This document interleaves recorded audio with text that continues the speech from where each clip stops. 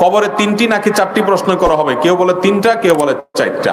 কবরে কয়টা প্রশ্ন করা হবে, 3টা নাকি 4টা? এটা নিয়ে মতপার্থক্যের কিছু নেই ভাই। কবরে মূল প্রশ্ন হবে 3টা, মার রব্বুক ওয়া মা দীনুক, এবং এই ব্যক্তি সম্পর্কে তুমি কি বলো, বা ওমান নাবিয়্যুক, তোমার রবকে, তোমার দিন কি, তোমার নবীকে, বা এই লোকটাকে চিনো কিনা দেখিয়ে নবী সাল্লাল্লাহু আলাইহি ওয়াসাল্লামকে বলা হবে। তো এই 3টা প্রশ্ন হবে মূল।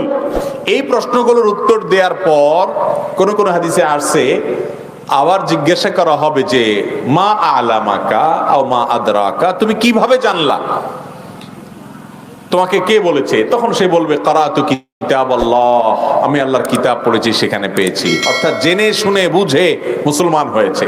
আর যে মুনাফিক, সমাজে সবার তালে তালে মুসলমান সাজছে, অনেক মুনাফিক আছে যে মুসলমানের ভান ধরে কিন্তু আসলে সে মুসলমান না, ইসলামের প্রতি তার আস্থা বিশ্বাস নাই।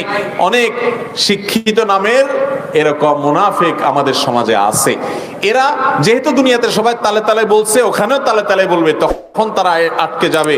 আল্লাহ যখন জিজ্ঞাসা করবেন, বা আল্লাহর ফেরেশতা যখন জিজ্ঞাসা করবেন তুমি কোত্থেকে জানলা, বলবে যে সামিআতুন নাস ইয়াকুলু, এই টাইপের কিছু বলবে যে লোকেরা বলছে, আমি তাদের তালে তালে বলছি। এজন্য ভাইরা আমার, ঈমানটাকে মজবুত করতে হবে, নেফাকি থেকে নিজেকে পরিচ্ছন্ন করতে হবে। তাহলে চতুর্থ প্রশ্নটা হবে পরিপূরক প্রশ্ন। মৌলিক প্রশ্ন কয়টা? 3টা।